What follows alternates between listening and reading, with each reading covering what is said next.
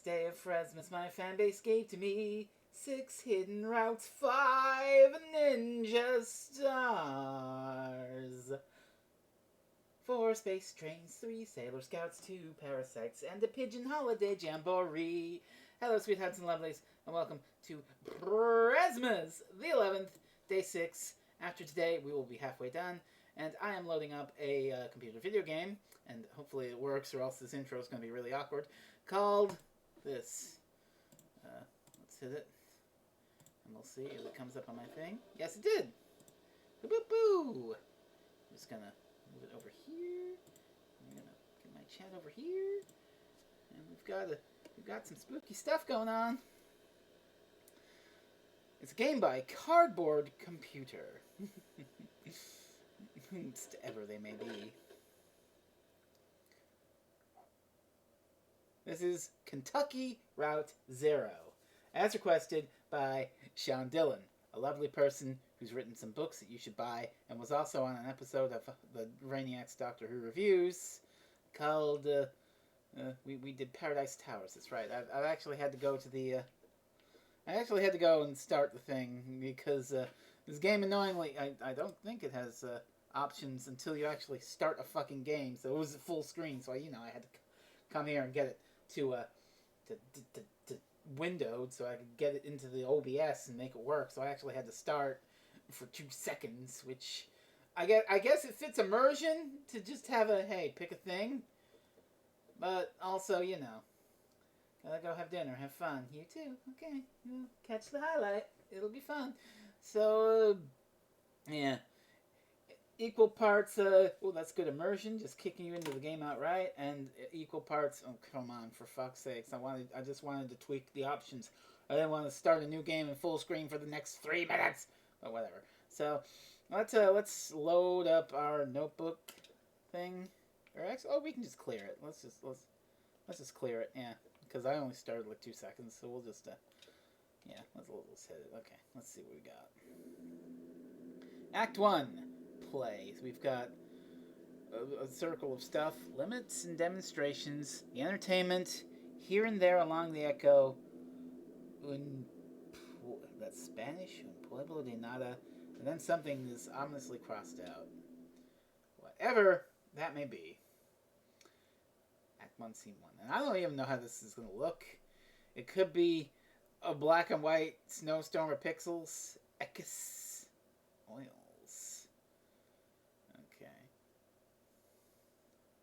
I know absolutely nothing about this, but I'm hoping it's, legible, watchable. Oh, Ecus Oils. This is a giant fucking horse head. All I'm hearing is The Godfather.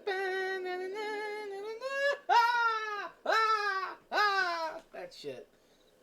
Truck or dog? I know the obvious answer here. It's dog. What? Am I? Hello? No. A moving truck rumbles softly to itself. Painted on the side of the words Lisette's Antiques. Furniture, glassware, curiosities. Dog, dog, dog! Dog! An old hound in a straw hat. Both have seen better days. Dog, dog. Someone get me the fucking Reddit, Twitter, whatever the fuck it is. Can you pet the dog? I don't think you can pet the dog. God, I don't like it because that's not fair to Fresno. I provided a couple hints on my Twitter. Beyond that, you're all on your own. Brainiac fully embracing his old Let's Play Olympic video of Adventures of Batman and Robin, and fully transforming into the Riddler.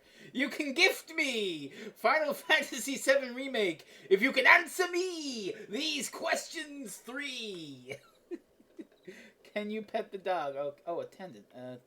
Okay, I can right stick. Joseph sits between gas pumps in the Queen Anne armchair. His hair is gray and his glasses darkened. Let's talk to him. Damn! Did you hear that wreck? Truck full of bottles. I don't know, beer bottles, whiskey, lost a tire or something, and spilled booze and glass all over the interstate. What a mess. I hope they don't come down here looking for anything. We blew a damn fuse and it's all shut off.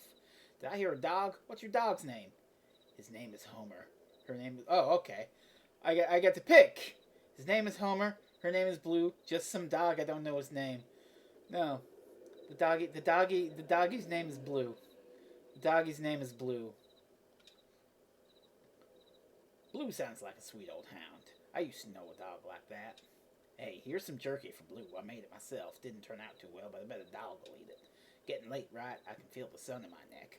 I bet it's just a few feet off the horizon. Okay, we've got some more choices. I've been driving all evening looking for 5 Dogwood Drive, or I've got a delivery to make on Dogwood, but I'd rather watch the sunset. Oh, so this is like narrative choice. Okay.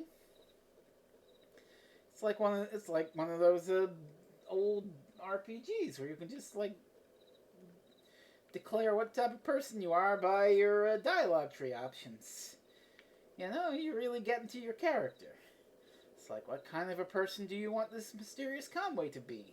Do you want them to be diligent, or do you want them to be a little, you know? I'm feeling the second one. I got a delivery to make, but I'd rather watch the sunset. I mean, big mood. Yeah, it's the truth. You gotta stop and breathe in that road. I bet while you're out driving, you let your eyes wander up the tree line, and you just... Well, I bet you're more of a poet than no Joseph. Sunset Riders. You gotta pick Cromano, man. El Poco is loco. So where is Dogwood Drive? How long have you been working here?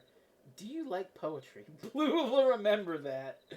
We are not playing Telltale's The Walking Dead on Frezmas. And thank God we're not, because neither I nor you could handle those feelings. Oh, fuck. Oh, boy. I want to know if this guy likes poetry. Do you like poetry? Oh, I just like to listen to the TV. I used to do a lot of poetry on the computer, but I don't have the ear for it lately. Listen, you and Blue would have been driving up and down 65 all night. Dogwood Drive is on the other side of... Well, to get there, you got to take the Zero. The Zero. It's like the name of the game. The Zero's a tough route to find, but you can use my computer to look up directions. We'll have to head down into the basement and read the circuit breaker first. I'll be happy to have those winding lights back up anyway. It's too damn quiet out here. Basement door is back there in the office. Appreciate your help, friend. Oh, and here. Take this lamp. It gets dark. Season 1 was actually really good, but that I mean really good at ripping my head on the stomping. Yeah? Yeah. It sounds like it. What's this? Oh, I have a lamp. Okay, I have a... Turn on the lamp button. Well, let's go down to the basement. Oh, no. What are you doing? There we go. Go on down. Season 2 kind of devolved into awful things happening to awful people you didn't really care about. Oh, the fun kind of thing. Okay. Basement people? Basement people?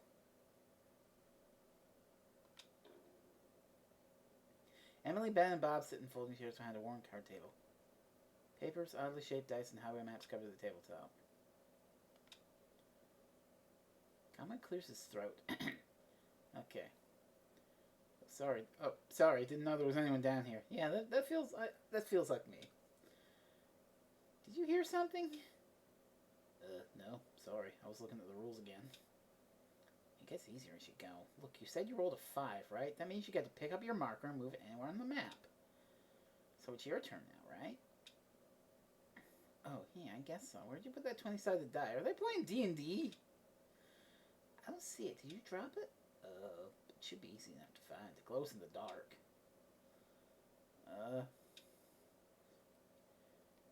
Conway clears the sword, but gets no response from the people at the table. Did you lose something? I think it rolled down off to the left there, but I don't see it. Well, I'm not going to go looking for it. It's too dark down there. Why don't you go down and get it, and I'll just study the rules here.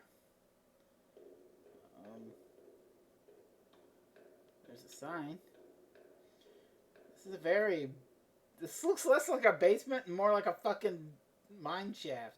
A dusty, rusty sign is bolted onto the wall. These are the rules. No open flames near the gasoline. No consumption of beer or spirits on the premises. In case of sudden darkness, do not panic. Relax. Count backwards from 5. Strictly limit time spent in the basement for 3 minutes every hour. Oh.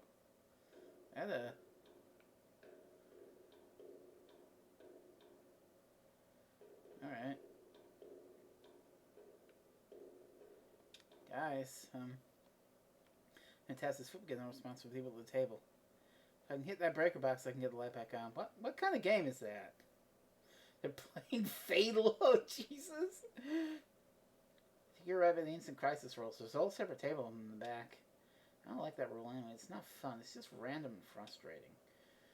The randomness is what makes it realistic, Bob. Yeah, sure.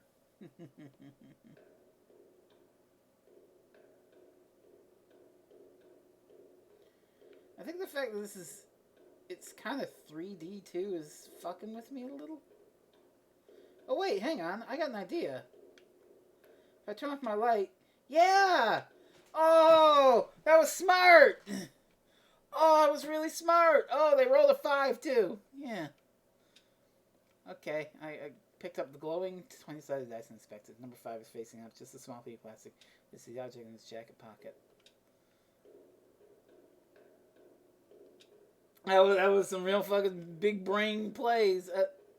They fucking left! Folding chairs are arranged around a worn card table. The chairs are empty and the surface of the table is bare.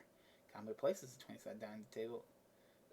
Yeah, I'll give them back their fucking dice. Yeah. You rolled a 5. Like it.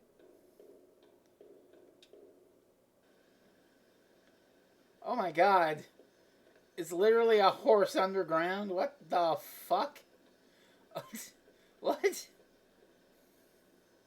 Look above. What's going on the surface? I don't know. I didn't see. That was pretty focused.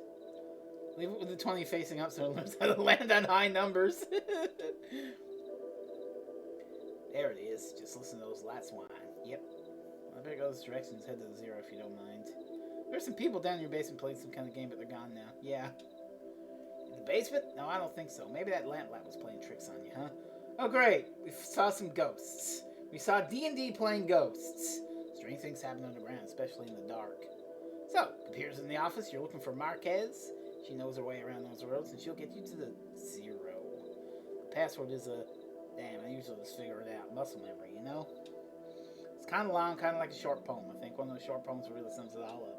You'll figure it out. You're supposed to leave it on one so the bad luck energy leaks out of it before you roll.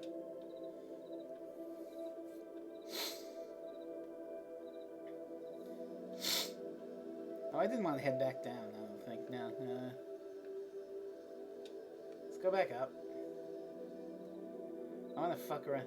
The fact that it's kind of 3D, but in this weird way that makes it look like it's 2D is fucking with me a lot. Conway taps the key, waking the computer from its reverie. User. Conway. Joseph. Password.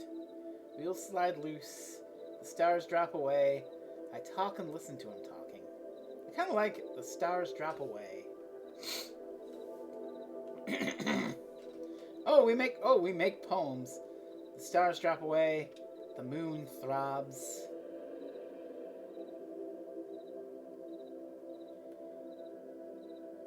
You just breathe road. Password accepted. I was going in there, figuring it all out. Sure you are.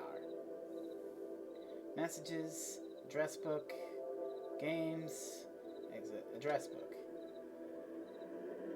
The 0. Dogwood Drive. Marquez.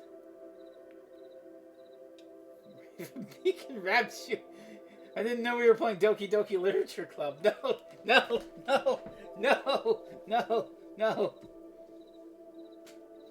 Marquez residence. 100 Macondo Lane. Head northeast on 65 and turn left as soon as you see that ugly tree that's always on fire. Look for the barn at the base of the mountain there. Can't miss it. Remember that. Okay, turn left at ugly tree on fire. Got it? Out there in Macondo somewhere, right? Yeah, that's it. Hey, look, while you were down there, I loaded that old TV monitor in your truck. I borrowed that thing from Weaver Marquez a number of years ago. Now that the power's all weird over here, I can't pick up anything but static and public access anyway. She was always more of a reader, but maybe she wanted back at home. It's a nice TV. Okay.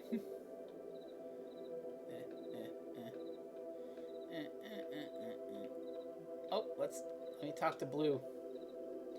Conway scratches behind Blue's right ear. Oh, you can pet the doggy. Take it easy, Blue.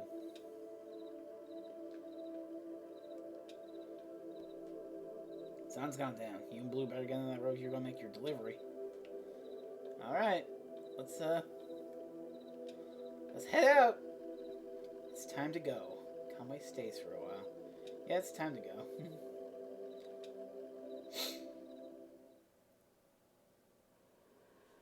All right. Oh, I'm in control. Oh, it's rumbling. Oh my god.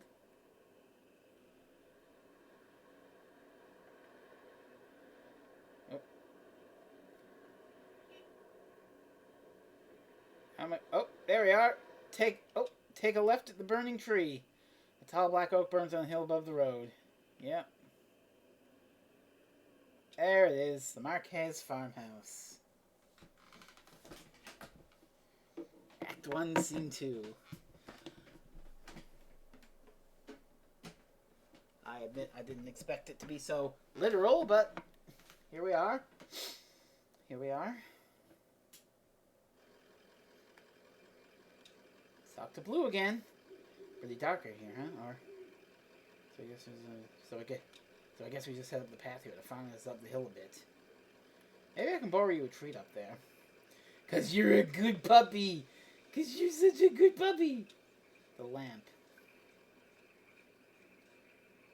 A street lamp lights the base of a dusty path leading up the hill. Alright. Okay, Marquez. Ooh, I like the way the fog just reveals this.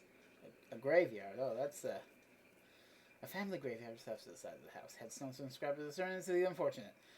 Nowakowski, Padilla, Marquez. Well, let's go say hello.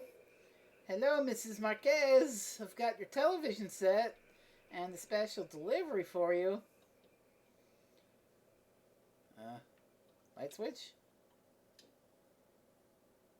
I was just thinking what a lovely house we have. Do you like it? Have you been here before? Did you happen to see an owl?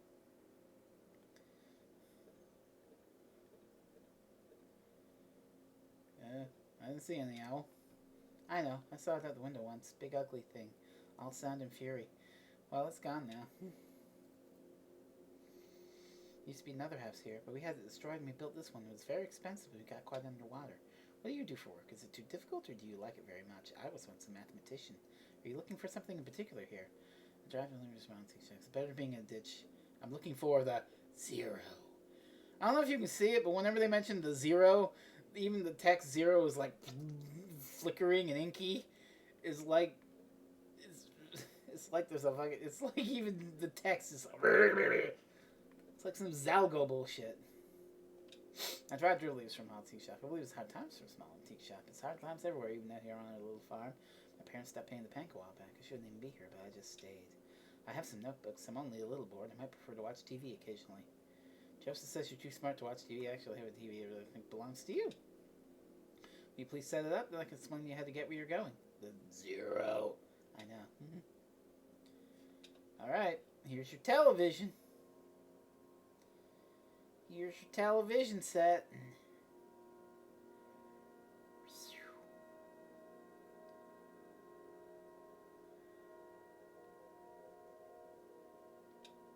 Ooh, I like this framing. That's not how it's supposed to look. You made a mistake setting it up. Is it a foreign object to you? Which your parents was it who wouldn't allow you to watch television? I thought she heard ghosts in the static. Dad thought it was radioactive. I know how to set up a television. Okay, I'm skeptical. You have it all backwards. I'm not surprised. Are you? If you've been paying attention, I don't think you have. It's time to start paying attention now, Conway. Look closely at the television. Okay.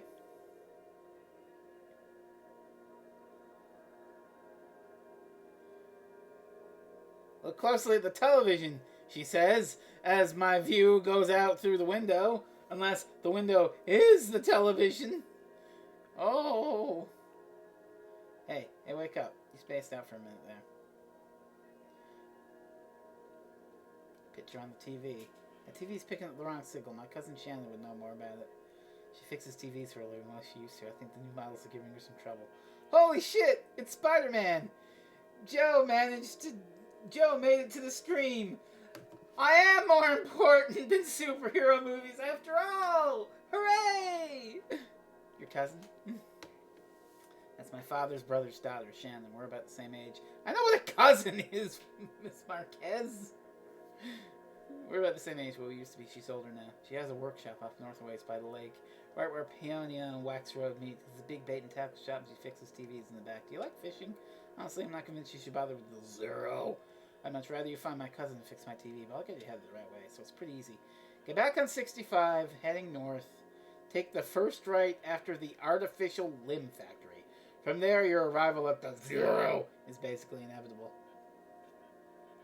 Because you're watching this DVD, we're going to assume you don't know what a cousin is. Hey, listen.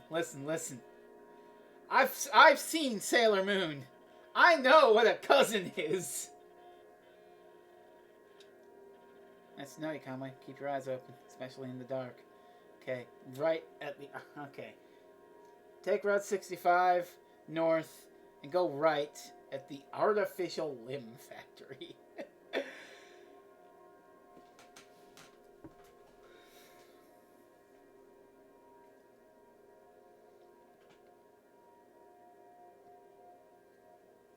That's what cousins are. I didn't say I think that's what cousins are. That's what fucking Sailor Moon dub thinks cousins are. That's it. Ravenbeak would never make such wild insinuations. Let's go back to my truck. Actually, look at the graveyard. Did it change? Subscribe to the Serenity of Fortune Nowakowski, Padilla, Marquez. Yeah, okay.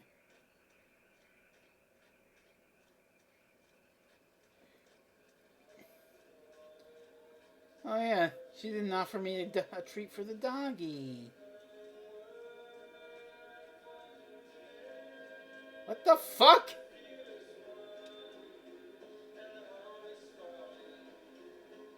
I just met the strangest lady. She seemed pretty nice. Marquez, where her folks are from. I hope you see her again.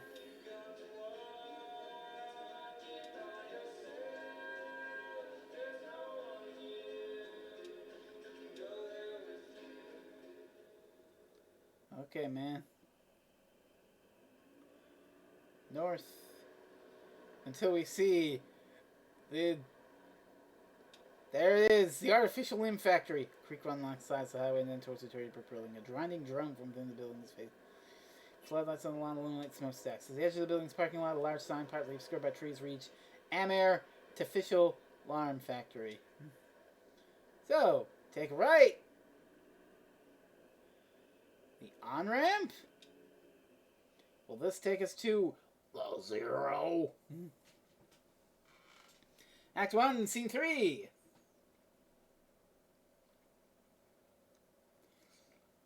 Elkhorn Valley. Oh my.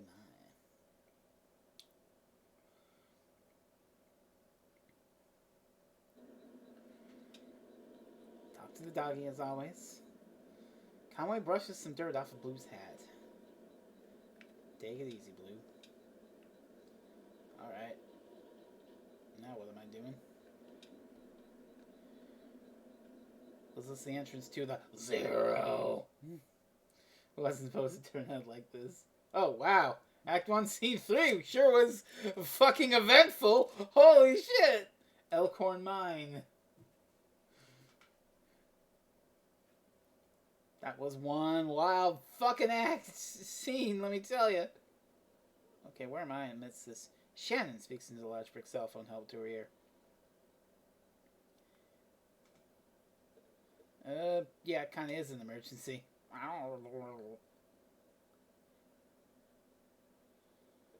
I guess it can't kick me out for another week or two.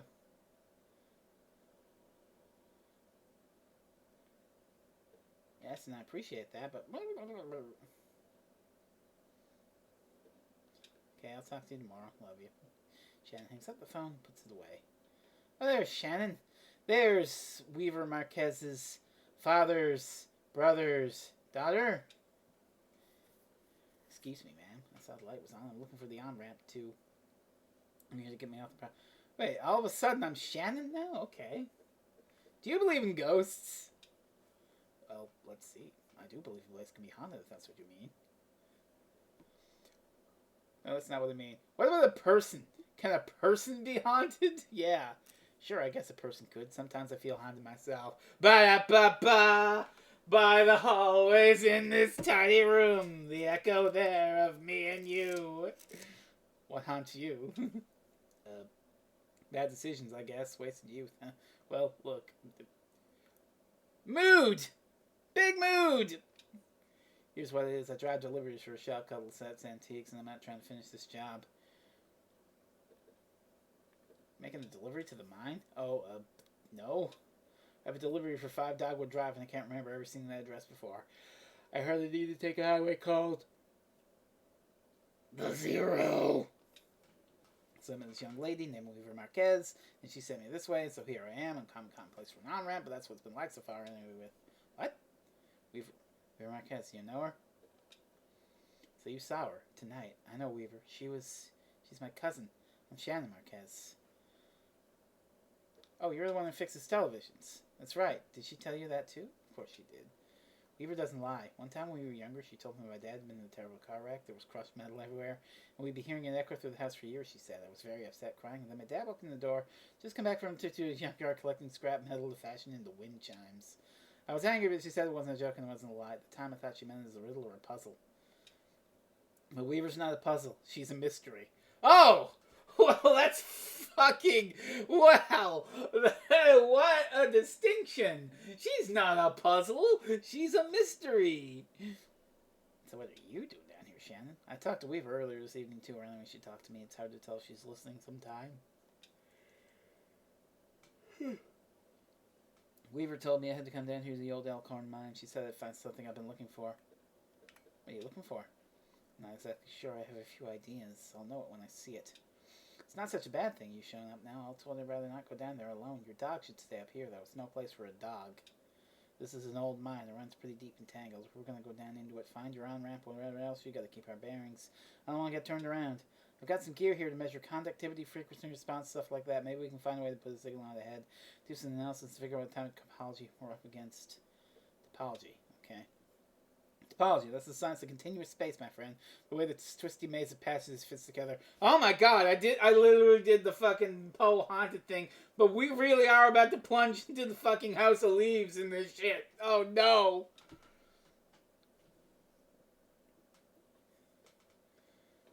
Ba-da-ba-ba. Ba-da-ba-ba. Ba-da-ba-ba.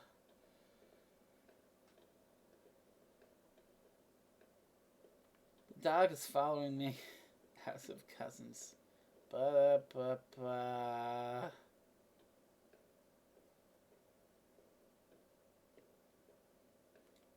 The PA.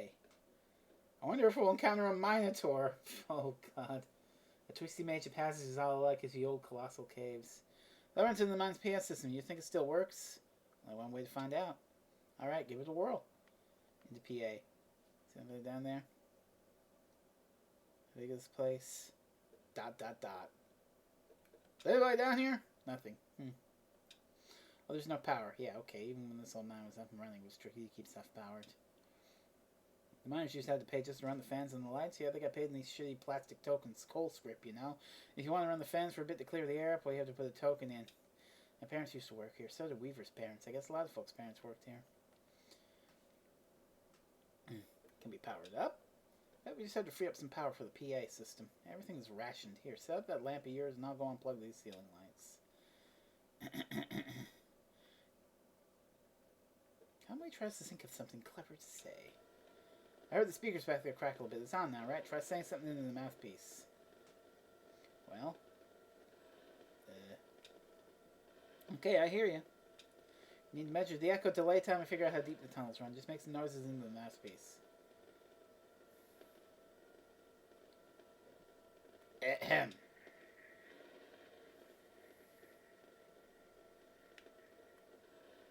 Knock, knock. Damn, that's a long delay. These tunnels run deep. I bet some of them are ruptured to join it with a cave system.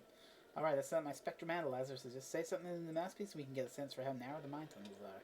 Don't be shy, just say anything that comes into your head. Tell me a story about something, what do you have for breakfast today? Here's a story. I used to work doing roof repair. I had breakfast with Lisette. Whoa! I just had coffee. The controller is rumbling a little there. There's some immersive feedback going on. She talked to me. We listened to the radio.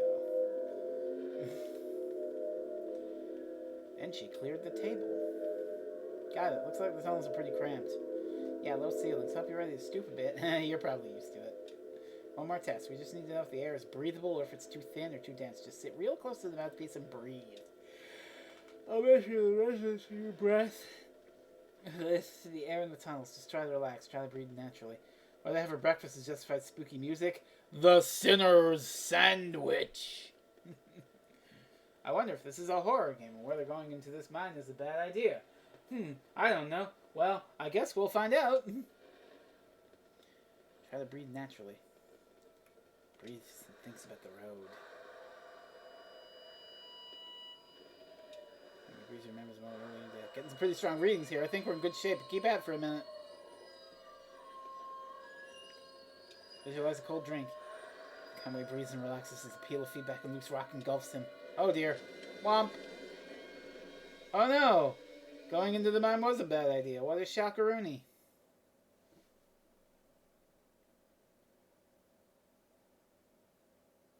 Act 1, Scene 5.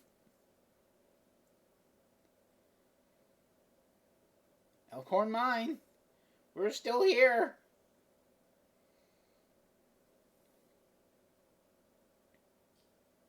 Jesus, are you alright? What the hell? I'm okay. I've got you. You're alright. Shit, your leg is pinned. I'm gonna pull you out. We have to get you out of here. There you go. Okay, are you hurt? Can you put any weight on that leg? It's fine. Just try to stand up. Careful, I'm right here. Damn, don't worry, I've got you. That leg is in bad shape. Here, let's get you onto the tram. There you go. Now, let's see if this thing has power. Well, okay, there's some luck, right? We should be able to ride this tram right out on one of the auxiliary exits. If there are any. I think there are. What about the on-ramp? We'll just find the exit and then figure out what to do from there. That's our first priority. So, the controls are over on your side. Let's get moving.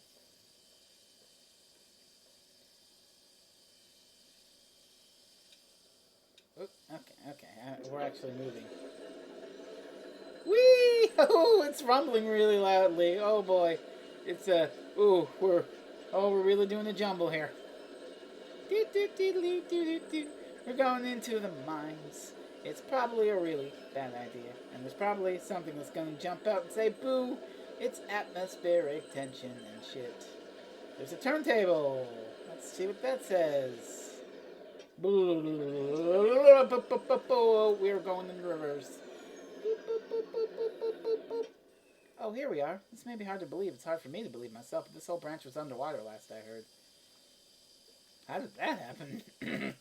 Some careless miner or some unattended machine boarded into an underground lake. The water came in pretty fast, and a lot of folks got trapped in the tunnels. I only heard parts of how it went from there. Sounds for the bereaved. You know how these big companies are. There was gossip, too. The trap miners couldn't get the pumps going because the power was rationed, so they shut all the lights off. But even that wasn't enough. So I guess it was dark when You lost some people down here, didn't you? We all lost people down here. Well, not all of us, but most of us. Doesn't matter now. Look, this old turntable's still wired up. The controls are dead now, but I can use my signal generator to switch tracks. If the wire hasn't damaged it too much, or we can just keep heading down this tunnel. All this junk hanging out around the turntables from the company store. Just junk, you know? Miners would buy it and use it to decorate the place, or as landmarks, I guess. Hard to know which way is which down here. It's also dim and gray. Cue 10 minutes of confused innuendo about drowning. Is that a Zero Escape joke? Shannon connects two clip leads from her signal generator to the turntable's electrical panel. You can turn off your lamp light while on this trip into the mine. Why would I do that? We're on the track between the animal bones and the rowboat, so... Pendulum in the casket, the bat feeding the scarecrow. The pendulum in the casket.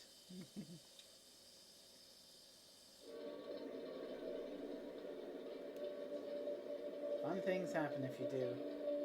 I imagine.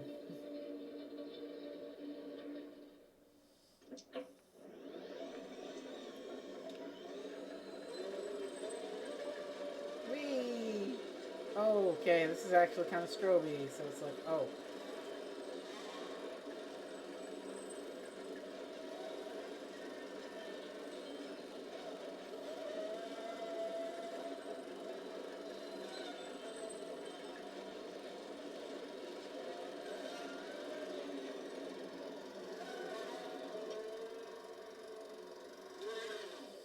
Oh, I didn't know those were still down here.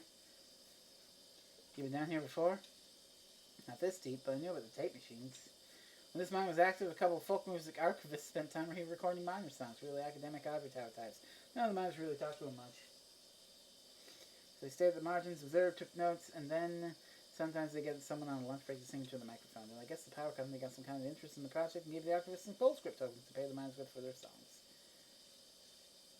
What happened to the archivists? They got out. When the flood came, they left. That's the real tape player stashed beneath the track loaded with tape to start for power.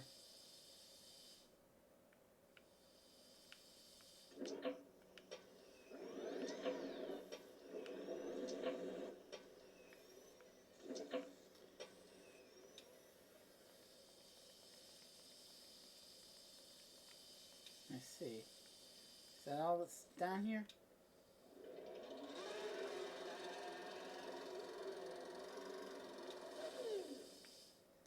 Oh, is that what plays when I turn off the light?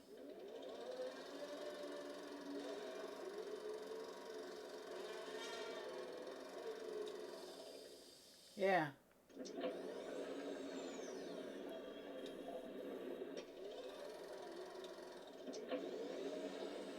That's certainly fun.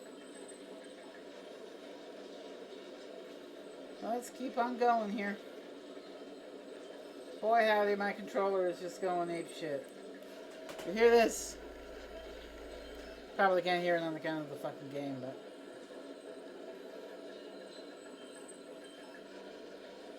Boy howdy, it's a... Ooh, ooh, holy fuck. Oh, I put it against my cheek and it's like, ah! Oh my god.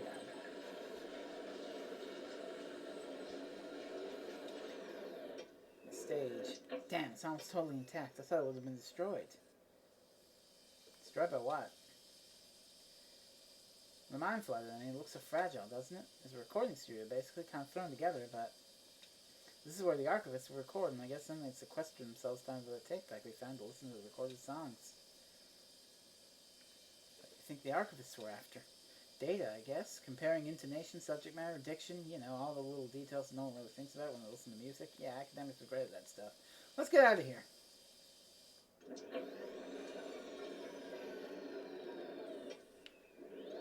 So the turntable didn't really do much except give me some lore.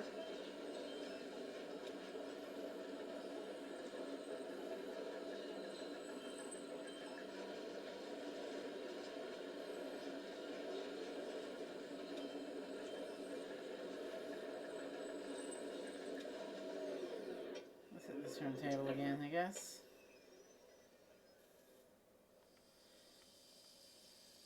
Okay. I'm on the track between the pendulum and the casket, so...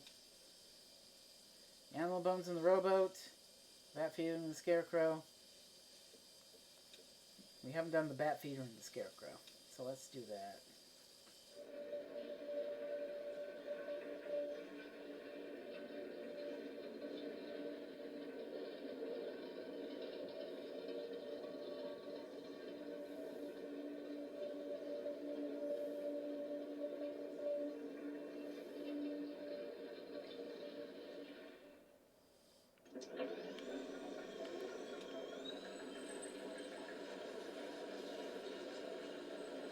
I'm gonna turn on the light because I don't know if any of this shit is coming through. Ooh, what? Why are we slowing? Because the track is broken, that's why. The tracks are all messed up here. This tram isn't going any further. I wonder what's down that tunnel. Oh, alright. We'll go the other way then. Let's see.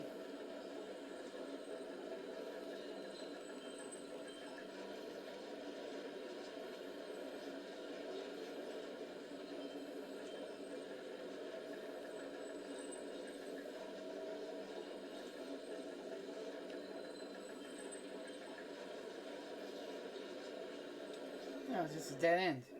You hear that? Kind of a muffled rumbling. Maybe we're near water?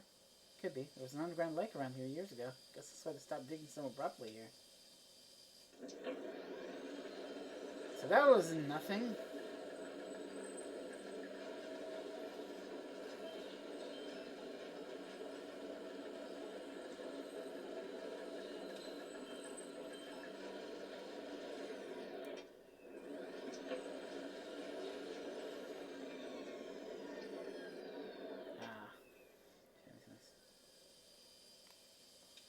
Let's see. We're a bat feeder and scarecrow, so... Animal bones in the rowboat. Pendulum in the casket. Animal bones in the rowboat, I guess.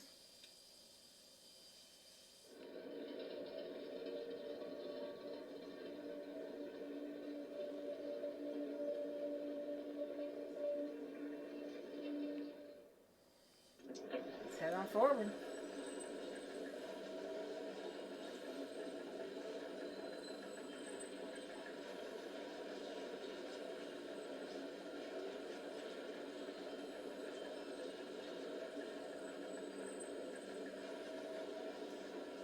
This looks like it might lead to a satisfying exit.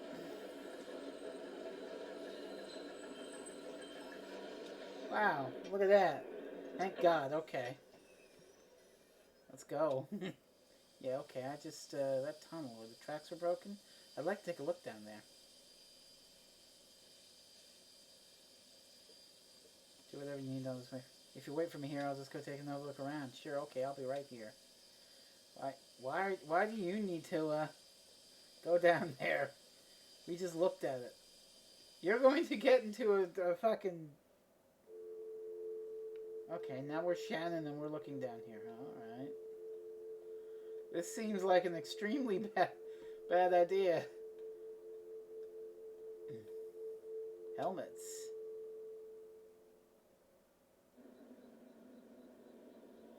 Meanwhile... Is that where it came in? Because my truck is there. Oh wait, this is... knee. Is it? Okay, I came out the other side, I guess. A shack. The cramped shack is lined with wooden shelves. Sussy stacks of tape reels and notebooks crowd the room, with a bit of moonlight filters through a window near the ceiling. On the small desk in the middle of the room lay 3 notebooks. The red one is labeled J. Marquez, the green one is labeled R. Marquez, and the blue one is unlabeled. Ooh, Marquez's. They've made notes. Were they the archivists? The pages are covered in the Zora Dance notes, written horizontally and are scribbled vertically into margins. A few pages line more evenly divided in charts related seasons, lyrics, harmonies, and coal halls. Okay, so the Marquezes were studying the songs. So open the green one. On each page is a delicately rendered charcoal drawing. Most are portraits of Rega's faces. Near the middle of the book, there are a few drawings of a young girl on a miner's helmet. She plays along the minecart track, selecting pieces of wire. In one drawing, another young girl sits nearby, intently studying a book. That's obviously Shannon and Weaver. We opened the blue notebook. The notebook was full of Greek letters and cryptic mathematical formulas. Near the back of the book, at first it was like it might be... Oh yeah, this place. These notebooks are labeled Marquez. Your parents were the archivists? No, Weaver's parents were the archivists. My parents were miners. That's a leg. I can walk on it. It's slow. Well, I'll try not to get too far ahead of you. You don't want my hitching a ride, do you? I kind of got a lift out here, and I wasn't sure if when I'd be heading back. I can drive. Yeah, maybe that's for the best. Don't worry, I've been driving since I was 9. I still need to find the 0. I guess I should look for another red dogwood drive, but I want to find... Yeah. So look for another red dogwood drive. Yeah, alright. Well, maybe asking Weaver about the 0. The 0 is the wrong place to start. Maybe we should just ask her for specific directions. Her answers are complicated enough with a lot of her indirection of the question. I saw Weaver at my workshop. That's up north by Lake Nolan, right at Wax and Peonia, in the back of a bake shop. Pretty glamorous, right? These are the times we live in. She's either up there or back at the farmhouse. Whichever you want to head to first, just let me know. Oh, you're driving. Okay. Let's go, Weaver. Let's go. Let's go for a drive, Ernie. Yeah? This sounds like fun.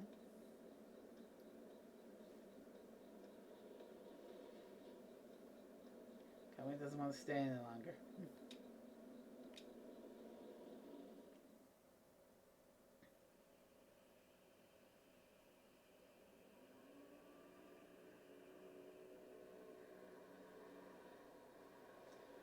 Where's Lake Bolin at?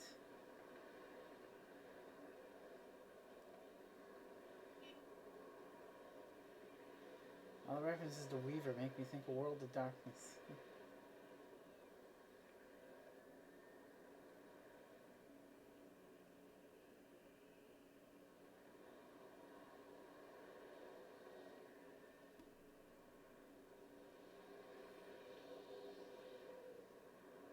Here's Aquis. We didn't go this way,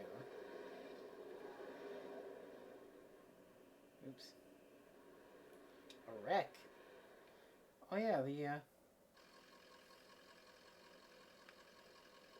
the wrecked beer bottles and shit, yeah. We don't need to check that out, I don't think. Conway moves on. Or is that blocking us from going any further down the main road? No. Okay.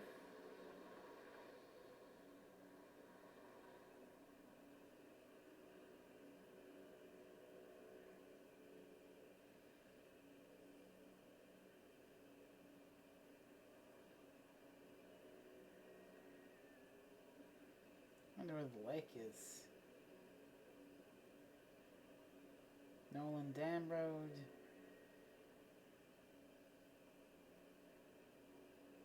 White Dog Creek Road. Yeah.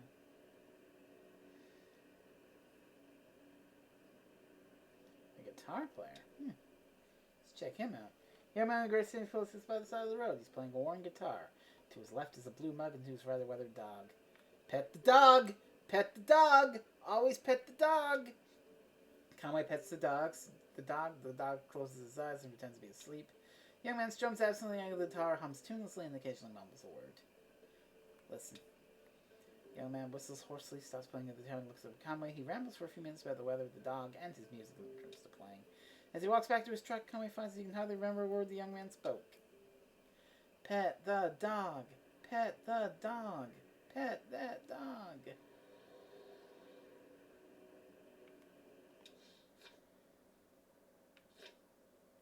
Shannon's workshop. Up north a ways by the lake, right where Peona and Wax Road meet. Okay. Peona and Wax Road. There's Wax Road. There we are. Conway and Shannon pull into the bake shop parking lot. Vaulted above the road on the thin steel bar, handwritten side reads, live bait, minnow small, and also large for stripers, night crawlers, chips, and beer. I'm so glad I didn't misread that word. A green flower hangs loosely from the masking tape at eye level. To the shop's right, the dirt parking lot spirals and leaning in the grass and then eventually trees. The bait shop is closed. Enter the side door to Shannon's workshop. The walls are lined with cheap metal shelves, little precariously with vacuum tubes, awkward-shaped metal casings, and coffee cans full of electronic components. Shannon leads Conway to the back of the room where a few TV sets and various stages of assembly are set up at a rough wooden table. She flips the switch on the power strip. They're all plugged into when the TV sets trembles to life. Ask Shannon about Weaver. Shannon points to a soft security monitor at the table. The image on the screen is just black, but it seems to be fading slowly, almost imperceptibly, between different shades of black. Shannon tweaks a few knobs on the side of the monitor, but the picture doesn't change. The screen is a cavernous black. It hums and swells at the pace of the tide. Conway loses track of the workshop's walls. It could be inches away or miles. He is adrift on black water, traveling swiftly towards a rocky shore.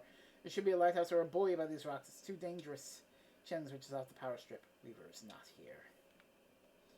So we have to go back to Weaver's house, I guess.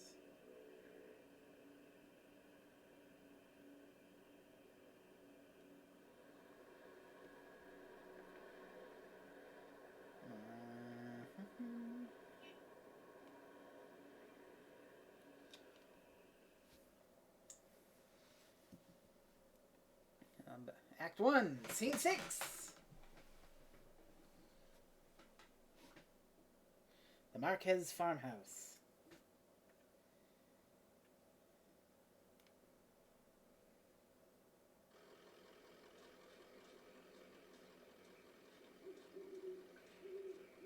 No one's playing a funny song this time.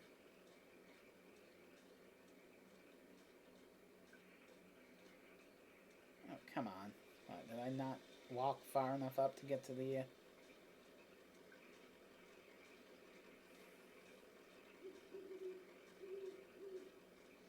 Oh, that's right. I got a hurt leg, so it's gonna take a little longer. That's the thing. All right.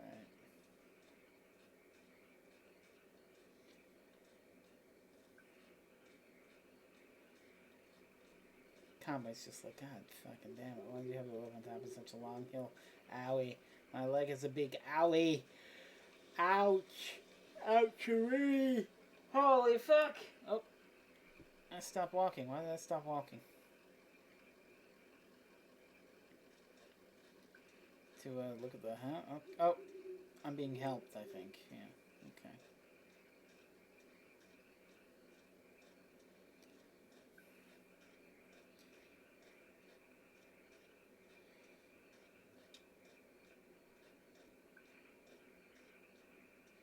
Let's peek at the graveyard. There's nobody buried here, you know. It's decorative, I guess. Or retired or something. I don't know. Or the names on the headstones. Nowakowski, Padilla, I don't know those names. Maybe the people who lived here before. I know when they bought this property, they already had a house and everything. Or maybe they have some other symbolic meaning.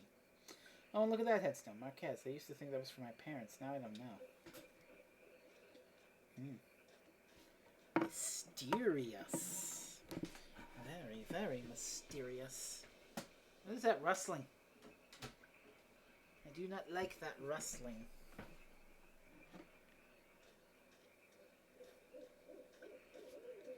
Oh, I can hear the owl this time. Alright, come on. Shuffle on back up.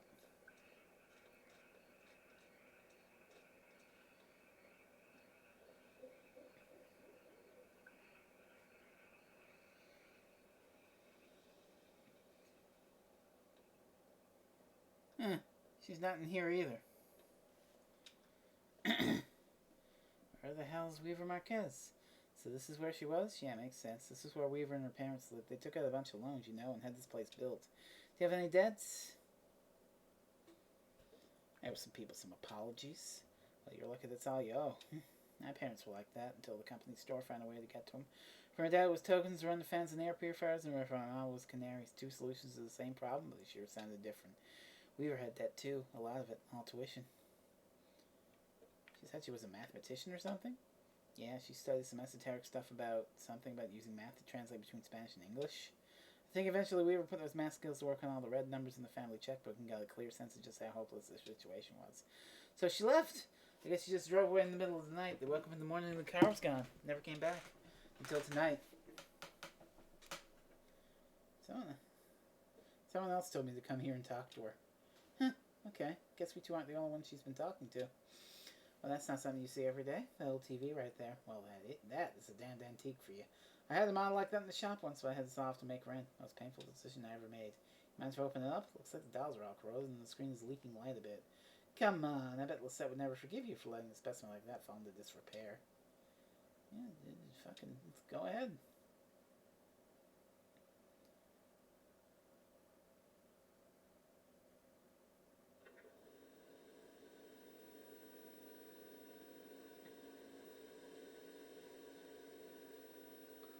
Oh yeah, these tubes are all messed up. Looks like they've been in a swamp or a cave or something. There's moss growing on this one. That's okay, I have a few spares in my bag here. Here, I pulled this one out of an old computer monitor. Just needs to be recalibrated a bit. Okay, that should be seeing something now. Are you seeing anything? That's dangerous. What are you doing there? Damn, okay. Here, I think the contacts are dirty. Now, don't go telling my customers that clean up old vacuum tubes with spit. There, just gotta turn it north and south, and... They weren't in a swamp or a cave, they were in a swampy cave. Whoa, holy shit! That's wild! The fuck? What the fuck?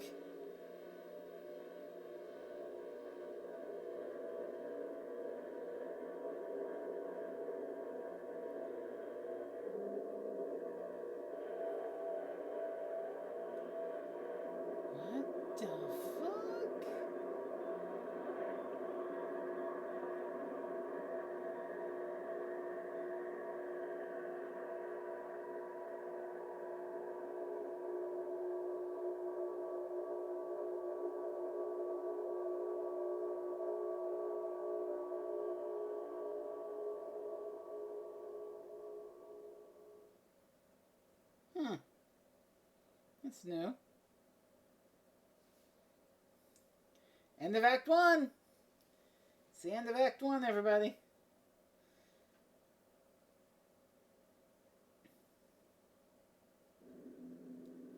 Limits and demonstrations.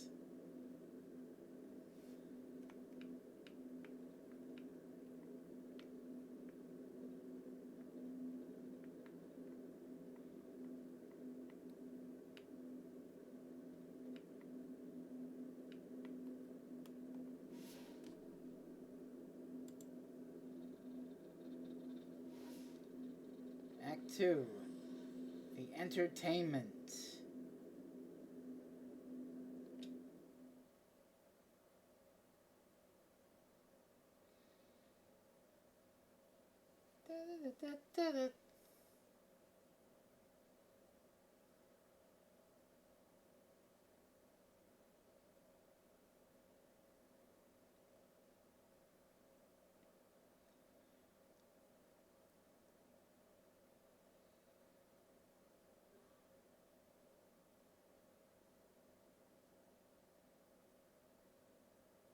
I think we just completely changed this.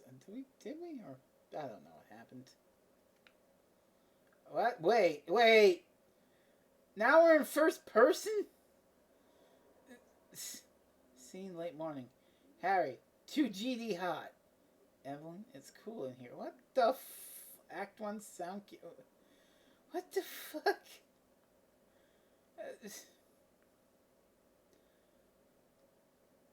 Student production is audacious. Director's notes. Lem Doolittle's original script for A Reckoning has almost no explicit stage directions. From the author's essays and letters, we know Doolittle thought of the writer as an equal partner with the actors. The actors should have equal authority to write by acting into what Doolittle called the living script. Given the lack of stage directions and our own interest as a company in foregrounding the physicality of theater, we made the bold decision to borrow the stage directions from his rarely performed pantomime, A Barfly, and fold them into the action of A Reckoning. We've always thought of these two pieces as related, so it's been a very natural gesture to perform them simultaneously and on the same stage. James B. Carrington. So, basically, it's a play, but the actors can do whatever the hell they want, and their freedom of expression and doing whatever the fuck they want with no script is itself the performance, is what you're telling me. This play sounds boring. We should go watch it. Act 1 sound cue. Sound 1 distant highway. Sound 2 drone number 1. Sound 3 glasses clinking. Sound 4 car passing by. Lighting. 4 400-watt 6-inch Fresnels. Lights mounted on battens. No, Fresno, not Fresnel. Seeing late morning. A roadside tavern in central Kentucky. It's improv, but really, really pretentious. Yeah, basically. Tavern's kind of low. There's a cocktail store. It's open mornings through late night. The walls are wood paneling. The floor is linoleum tile. The lower depths is rarely busy, but it is never empty.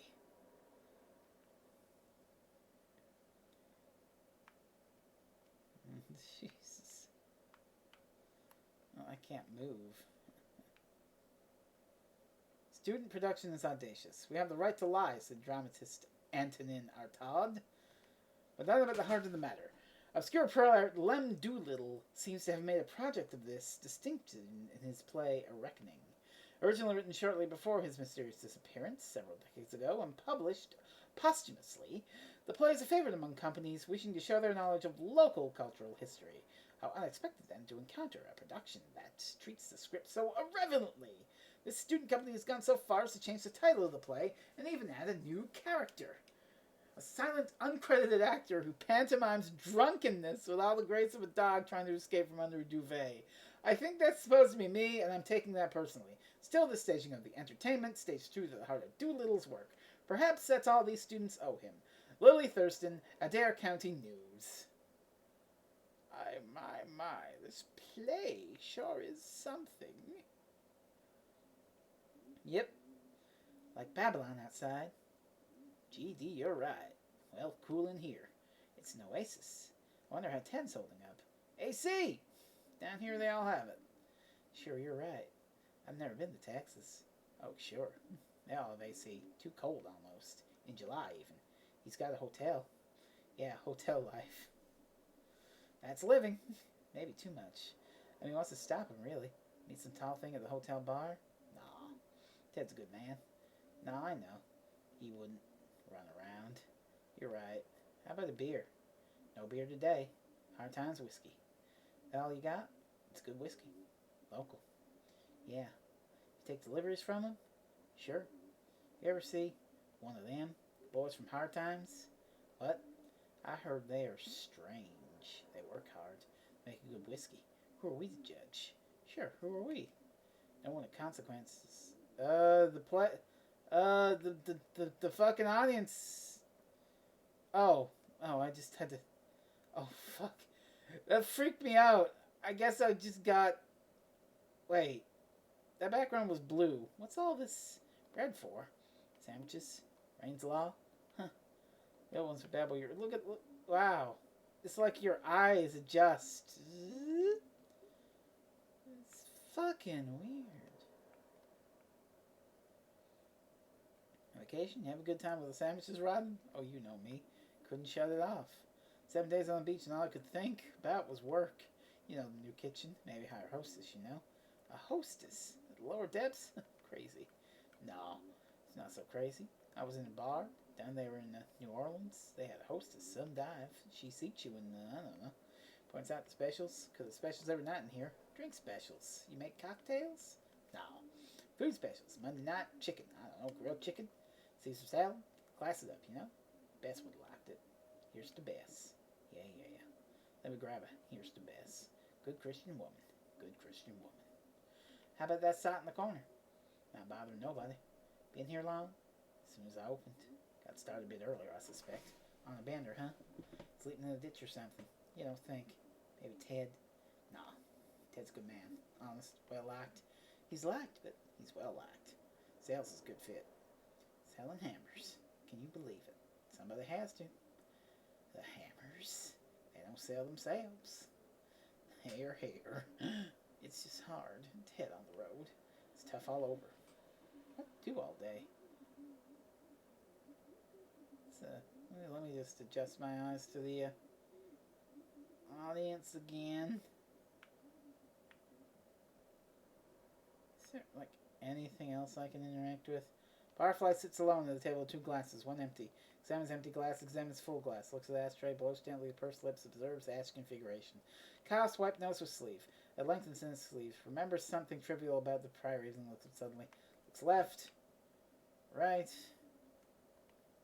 Skims newspaper article about cross-country travel by hot air balloon. Visualizes hot air balloon launch. Forgets. Is that my... I'm sorry. Is that a brick sandwich? That is a brick sandwich. These pretentious-ass motherfuckers have sat me as a barfly in this avant-garde do-whatever-you-want play with a brick fucking sandwich!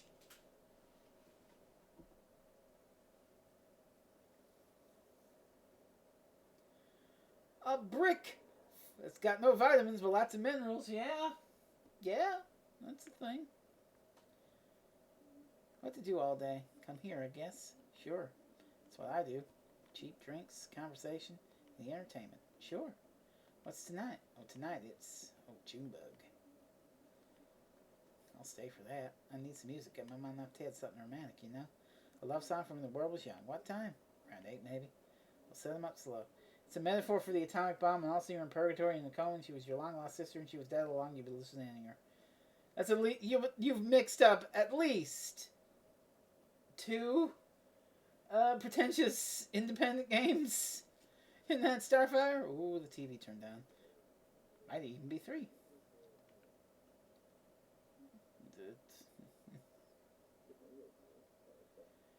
Wakefield stuns in entertainment. The premiere at Buffalo Street Student Theater was a curiosity. 2 obscure plays by a local author were simultaneously presented for the pleasure of a handful of baffled patrons. The result? An absorbing, if unfocused, drama about the ills of debt and dishonesty. Certainly the highlight is Sarah Wakefield's performance as Pearl Slade, the young woman who tries to rid herself of her parents' debts. She is a revelation. Sadly, her verve and imagination do little to salvage the tepid pantomime of the Barfly, a character who perhaps could have done with a few lines after all. Levi Tolbert, Kentucky Post. Set designer's notes. Doolittle must have been an odd bird. Many playwrights, Tennessee Williams or Eugene O'Neill, spend as much energy on precise descriptions of the play as they do on the dialogue. So my job is finding ways to be creative within constraint, but Doolittle only describes settings poetically. To be honest, I think he'd have preferred there wasn't a set at all. Well, here I am building one anyway. Serves him right for disappearing all those years ago, the enigmatic wino. I don't mind a drunk, but I hate riddles. Lula Chamberlain. Act 2 sound cues. Sound 5 distant highway. Sound 6 nature program. Sound 7 door number 2. Sound 8 door opening. Sound 9 door closing. Sound 10 car passing by. Afternoon. That same tavern. Same people. Fresh drinks. Has my table changed? Barfly sits alone at the table with 2 glasses, 1 empty. Straightened shirt, checks pocket of currency, empty-handed, begins to calculate, makes mental note of room's exits, considers possibility of escape, inspects exit, estimates paces to exit, considers social effects of sudden exit, weighs options, fumbles in pocket, pretends to read, encounters troubling headline bites lip, pretends to inspect newspaper photograph, recognizes neighbor pictured left, averts eyes, makes mental checklist for planned exit, adjusts position, prepares to bolt, remembers half-full drinks, pauses, sighs, relaxes shoulders, and I still have a fucking brick sandwich. Put it back on that weird dinosaur show, will you? No, those history programs don't make any sense. I prefer the nature programs. They think they can just say anything on TV. I don't believe there to be a damn word in the Bible about dinosaurs on the ark. It's a long time since Sunday school for me. Do you go to church, though? No, not since Bess. It was her church, really. Good Christian woman. Good Christian woman. Well, I'm curious to see where they're going with it. They've got you now. I just think they're going to run out of rope before long. Dinosaurs on the ark. I prefer the nature programs. Yeah. So, your vacation was good? 7 days poolside. I thought you said it was a beach. Oh, sure. No, it was a pool. Was it a pool? Or a beach? Maybe, I don't remember. Weird. You think I'm making this up? Oh, no, Hi, Harry. Oh, there's Pearl Slade. Are the old folks here? Just me and Evelyn. All morning. Hi, Evelyn. And that sot in the corner. You're early, Pearl. Your parents usually don't roll in until the evening, 5 or 6. Everything all right? Oh, sure, thanks. We just have some stuff to talk about. Well, post up here and let's watch this weird dinosaur show. I'll stand you a drink. All Harry's pouring today is High Times whiskey. That all he got? They make a good whiskey. Sure, but you know the rumors. Rumors are rumors. Put it on my tab, Harry. You driving, Pearl? Oh, God, no. You know they want almost 40 cents a gallon? Whew. I had the early shift, so I just walked over. And this heat. You still working over there? Joe Harden proudly traded shortcuts for dignity 6 days a week since 1962. At least they have the piety to shut down on Sunday. With Joe, it's more likely a hangover. Can't it be both? Well, I know you see more trade than I do. Must be slow over at the hardware store. Slow isn't the word. Now Ted is out shilling for quality hammers to make up income. Have you considered quality hammers on your shelf? We made the switch recently and business has tripled. Well, of course, I'd love to have dinner with your lovely daughters. Evelyn, hey, a man gets lonely out on the road. I know how it is. No. Harry, you've been traveling, right? Sure, yeah. Down in New Orleans, just taking a break. A vacation. Looking around for ideas. Tell her about the pool or the beach, Evelyn. Sounds nice. And the hostess. I may just cut you off. It's just, Oh, look at me. I'm breaking the fourth wall. Oh, Mr. Spectacle Man, look. Oh, there should be a wall behind this bar since I'm in the corner, but I'm not looking at the wall in the corner. I'm looking directly at you, the audience man. Ooh. Oh, my God. Looks dejected. Clears his throat. So the pool or the beach? Yeah, Harry. Which was it? Well, it was a week of relaxation, and now I'm back. You still look stressed, if you don't mind me saying. He just looks like that. Sure, that's just how I look. I've never known you to leave town, Harry. I've never known you to leave this bar. Oh, I get out. You still drive that old truck? I don't know. I think they told her eventually. The hell you say? That must have been years ago, Harry. How do you get around now? I take the bus or a walk. You walk to New Orleans? Watch it, Evelyn. Looks at you. I don't mean nothing by it, Harry. Harry, did you really go to New Orleans? Now, just where do you two get off? Sorry, forget it. Sure, she didn't mean nothing by it. We'll lay off you and get back to drinking. Gotta be ready for the entertainment. Who's on tonight? Tonight's Junebug. Works for me. Round 8, I think. I'll stick around. I can use some sad music. I came here to break some heart. Did anyone hear about the one and same Russian, perhaps Russian director, who built an entire Soviet-era city as his film set, and the whole movie was improvised? I'm talking to my parents about the bar tab. I won't be paying for them anymore. Hang on now. No, it's time to cut the old folks loose and head west. I can't keep enabling them, you know? That's a debt now. Harry, I'm sorry. I know you got a vested interest, and I don't want to be making a victim of you. Come up with it somehow, I'm sure. It's not that. The thing about debts is you never know when they'll be reckoned and called in.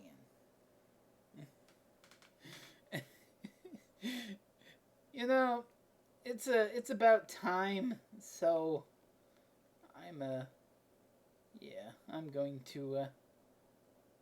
I'm going to cut it here. Stuck motionless in a play as a barfly with a brick fucking sandwich. So this was Kentucky Route Zero. A very eclectic game. A very strange game. But one that I admire. In a very strange way. So thank you to Sean Dillon for picking Kentucky Route Zero. Thank you for watching Frezmas, the 11th, day 6. We are officially halfway through. We're halfway through this brick sandwich of a streaming event. Ravenbeak could eat that sandwich. You're damn right he could. Son of a bitch. He eats brick sandwiches for breakfast. Literally. So, we're gonna... Oh, maybe I'll hit the thing like that. So, we're gonna cut it here. And, we'll see where we can send you after the fact. Without any milk. Yeah. Can I even... Yeah, I can quit out of here. Goodbye, Kentucky Route Zero. You were fun. So, okay. Thank you for coming. And before we leave, we'll, for the live people, we'll see if there's anybody that's streaming that we can send to. Whomst is there? Oh, we got Polly. We got Polly going. Okay. Let's see what Polly is up to. So, let's go check out Polly. Have a good night, everybody. And we'll see you for more Frezmas. Till then, bye for now.